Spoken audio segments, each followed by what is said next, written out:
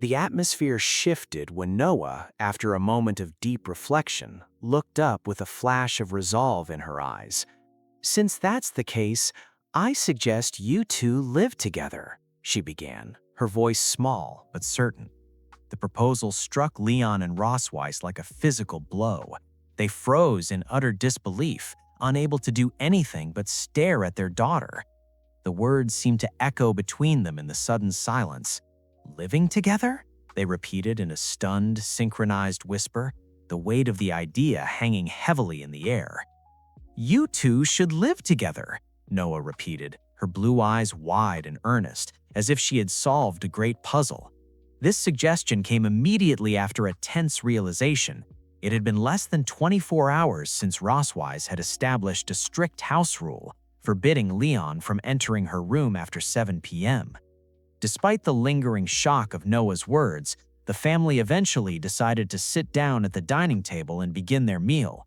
As the plates were set and the evening sun filtered through the windows of the grand dining hall, Leon stared at his food, his mind racing. Why did things turn out this way, he wondered, trying to trace back the series of events that led to this impossible situation. Rossweisse stared intently at Leon, letting out a small, pointed cough to hint at something important they had discussed. Leon lowered his gaze, nervously dabbing his mouth with a napkin while his mind raced.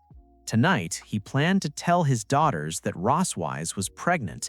However, uncertain of their reaction, he decided to test the waters first. Leaning forward over the table, he addressed his daughter Muin with a gentle, questioning smile. "Muin, when your sister isn't around and your parents are busy, do you ever feel bored by yourself?" Muin responded with surprising maturity. "No, Muin will wait patiently until you're all done with your business before coming to find you," she replied, her voice calm and steady. Leon decided to try a more direct approach while Noah watched him with a curious, knowing gaze. "Muin, would you like to have more family members in our family?" he asked tentatively. Muin's eyes sparkled with instant, overwhelming excitement, but Noah immediately realized where the conversation was heading and choked on her juice in surprise. "Yes, yes, Muin has wanted to raise a slime for a long time. Daddy and Mommy, are you going to give Muin another brother or sister?" Muin exclaimed. Leon let out a laugh at Noah's dramatic reaction, while Muin looked at her sister in total confusion. "Sister, what's wrong?" Rossweisse watched the chaos unfold, her hand resting on her stomach as she realized the misunderstanding. She leaned forward with a gentle, all-knowing smile to clarify the situation. The family member in this context doesn't refer to a slime or a pet, Rossweisse explained, her voice soft and warm. She looked directly at her daughters, her expression radiant with joy. "Mummy is pregnant again, so you'll have a new family member soon." The news hit the girls like a lightning bolt. Both Muin and Noah stared up at her, their eyes wide and shimmering with starlight and wonder. "New family members!" they shouted in unison. Suddenly, Muin's excitement boiled over. She let out a joyous cry.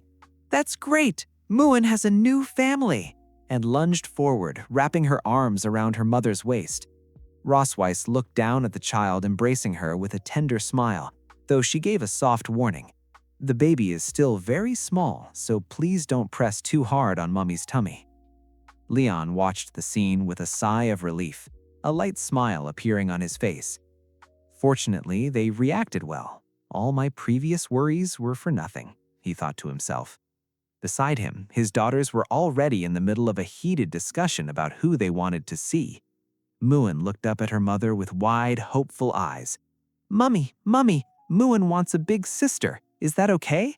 She raised her arms as if trying to reach for the impossible. But Noah decided to calm her sister down, placing a hand on Muin's shoulder. "Muin, our mother cannot choose whether it will be a brother or a sister," she said. Noah suddenly grew somber.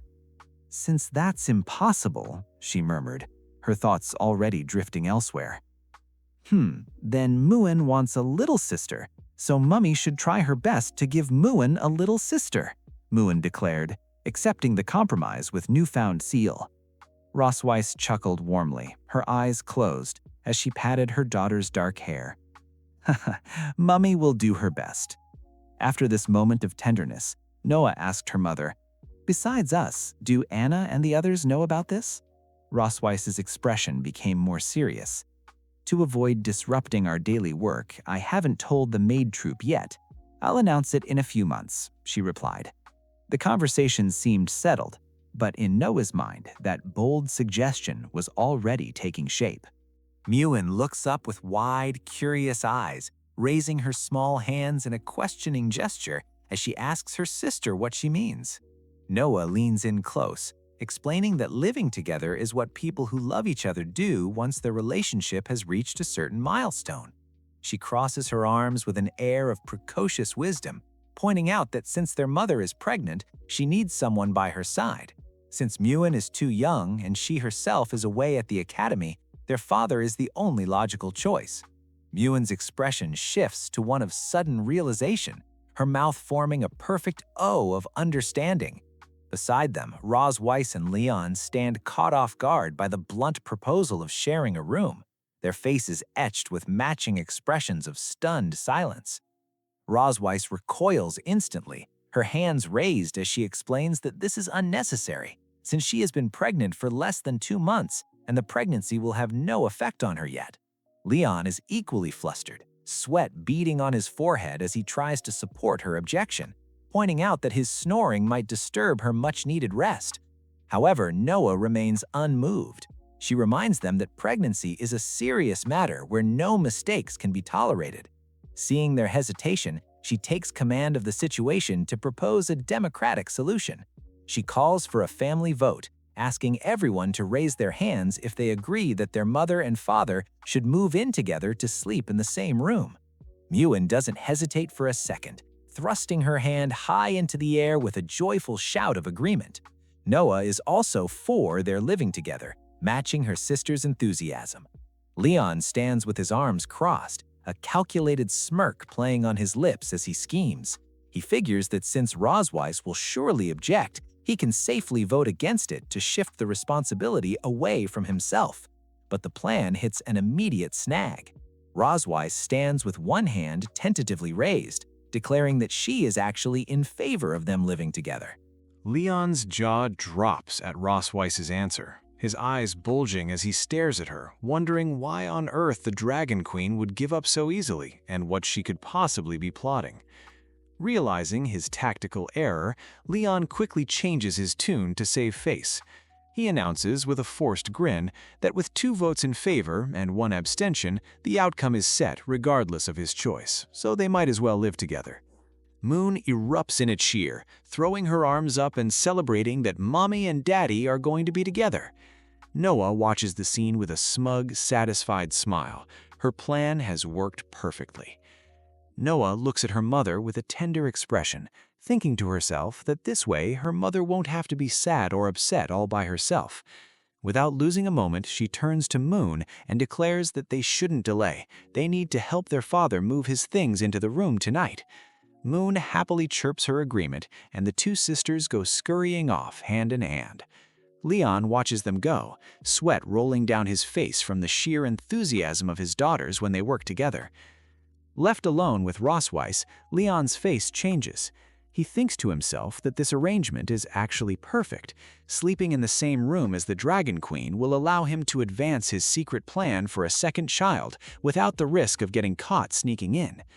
Rossweisse catches his look and narrows her eyes suspiciously, her brow furrowing as she demands to know why he's looking at her like that.